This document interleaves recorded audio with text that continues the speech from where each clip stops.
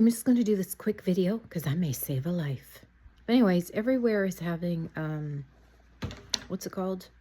Storm alerts. And I just want to show you, I've got to go get a couple more things. The anxiety has just kicked in a little bit. I went out yesterday and I have stuff here, but I just think I just should maybe add on a few more things. You can never have too much. In one conversation, I'll tell you that I'm trying to get over my hoarder situation, which I'm actually very successful at. But then another, you get that anxiety. Like, what if other family members have to come here or friends? Please don't come here unless it's a real emergency. I don't want company. But if if you need a place, I'll open the door, I guess. But anywho, so I just want to show you. Okay, first off, I have one of these. Mind my mess here. I have one of those jugs filled up. I just keep them. I have two of them that I just fill up before a storm. You can have jars. Just keep your jam jars or whatever kind of jar, pickle jar, whatever, filled with water on shelves. So that when you have a storm, you just have water that you could at least boil for a soup or a drink or something. But anyways, I have two of those in my home. Actually, I have a very big old glass one as well. And when I know there's going to be a storm or something coming, I fill them up. I don't keep them filled up all the time because I end up having to just throw them in the garden, and it's kind of a pain. So about 6 o'clock here, I'll fill the rest of them up and have those on reserve, because there's nothing better than having some extra water, right? We have our drinking water, we have our Berkey filled up, but to be able to wash your hands and things, I just could, which I've done before, just wet a cloth and just have every family member have their own personal washcloth, just with some water, maybe a little spritz of soap. If you want to keep your water reserves, because water is the number one thing. We can do without food for a little bit, but water we cannot be without. And I have my good old-fashioned, what are these? They're obviously matches. Okay, there's 250 in here. And I always, they're still sealed. They're still sealed. And I always keep them in a waterproof thing, so that I don't have to keep repurchasing them and they don't get damp, etc. I have about 14 lighters in this house, and I do not partake in the devil's lettuce, but always have matches, a box of matches as well, because you never know how things are going to happen. I know that's kind of gross what I just did, but anyways, or how things are going to go down. You might use up all the lighters, and like I said, have a box of matches. And I also have this little flint thing, little fire starter, right? You just strike it on there, because warmth is a thing, and I want to be able to light candles. So again, you've got your matches, you've got your lighters, but this is the old-fashioned way, just in case something happens. You never know. You could be robbed or something. Someone could come in and try to take your supplies. I mean, that's on an apocalypse level chaos sort of thing. That has a little compass on it, but I also have this compass as well. I just watched a lady yesterday get lost in an underground parking garage, and if she had had a compass on her, she'd have been able to find her way, as her phone wasn't working. It's little things. Don't always think that your phone, as well as your phone for the flashlight, don't always think, oh, I'll have my phone, I don't need a flashlight. I always carry, and I tell my children the same, they do not listen to their mother, I tell them to carry a little pocket flashlight. I have little slim ones, or there's the size of pens, and they just, you just press them. Because if your phone's no good, or you get your phone stolen, always have backup. And again, this is living in a paranormal paranoia stage of emergency. Okay. On the average, 3-day power outage, we don't really have to think like that. But if you get into the habit, you are well assured that you might be okay. I grabbed these from the thrift store, 50 cents. It is a rain poncho. If you have to go out and fix something in your home or your yard or your balcony or wherever, you might want to just pop on one of these. And yes, we have our coats, but if we have to wear them inside, putting on one of these, or even wearing this inside to stay warm. I have a couple of tarps. If anything, God forbid, I'm saying many prayers, with the roof happens, you can go up and at least fix the roof or fix your ceiling for a temporary fix. I feel like touching wood, but that is not a good habit. But also the tarps, you make a tent in your house. If you don't have a tent that you can put up in your house or your apartment, doesn't matter, use tarps. And some people haven't gone out to get supplies, or they cannot afford supplies. If you have curtains, if you have extra blankets, just make a good old-fashioned fort like you did when you were a kid, and that will keep you warm if there's no heat in your place. Don't remember also animals as well. You have to keep them warm and fed, so always have extras. And some people will say, well, I don't have extra. Well, then just think that maybe the next couple of days you're not going to eat like a king, but at least have a couple of extra cans of food. Maybe not your favorites. Try to have some treats, because that'll make the time go fast. Okay, what did I say? I said use the curtains for shelter or blankets. Always have extra blankets. Always have extra towels and things like that. You can buy them cheap at the thrift store. You can ask friends and neighbors to give you their old stuff. Always ask. Doesn't hurt to ask. Sometimes people are going to the thrift store to donate stuff, and you say, can I just have that extra blanket you have? I always have extra blankets here because, again, you don't know if a neighbor's going to have to come here or a family. So you always think, for myself personally, I want maybe an extra blanket to sort of make a little tent. And then I want to have extra blankets on my bed, Yeah, you have your coats and your mitts and your hats. And I have robes, extra robes, things like that.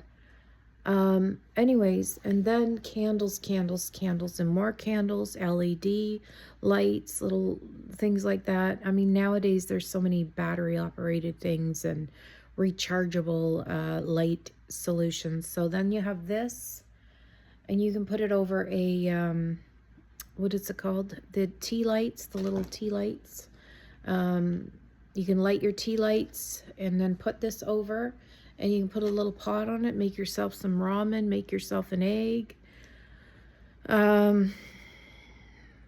Warm up some soup, whatever. You can even toast some marshmallows to keep it fun for your kids.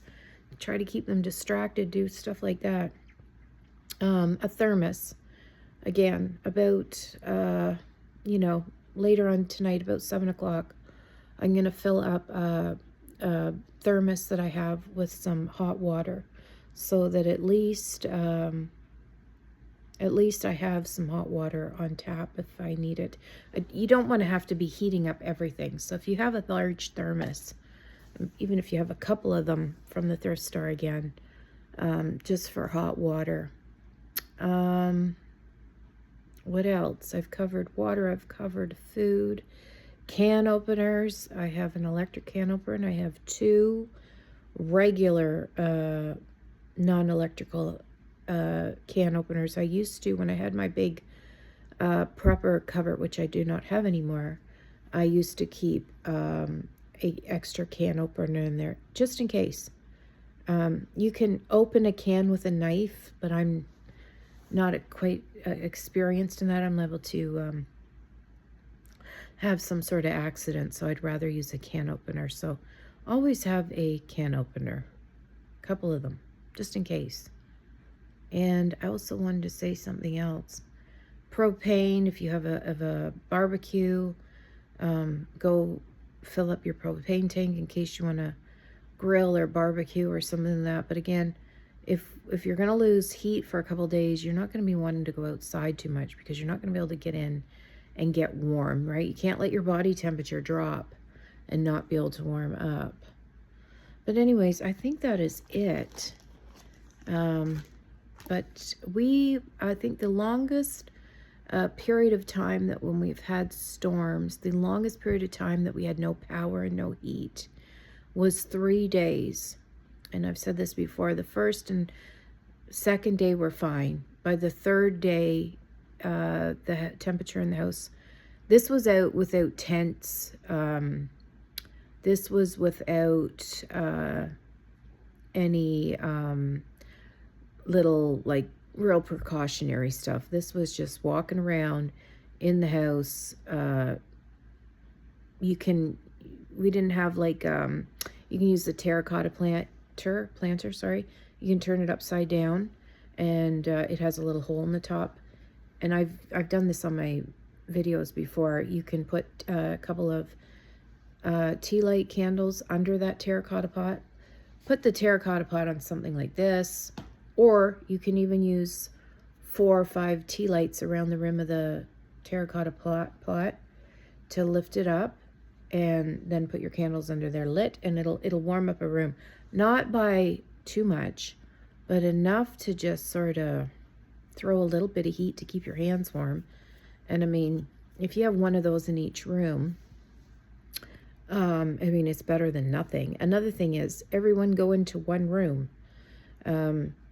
Our choice of room would be one of the middle rooms, because obviously it's in the center of the house. It's warmer. There's no outside walls, and everybody in the family have to sleep in there, sort of thing. And use blankets to sort of corner off rooms. Like if you have a hallway, put a blanket up in there, you know, so that you're making the room smaller essentially and closed off. Keep the room doors closed. All those tips and tricks. I think I have mostly covered everything. I mean, usually there'll be schools or rec centers or buses even that will come out if you are in an emergency situation. I mean, we obviously have emergency protocols in place for that.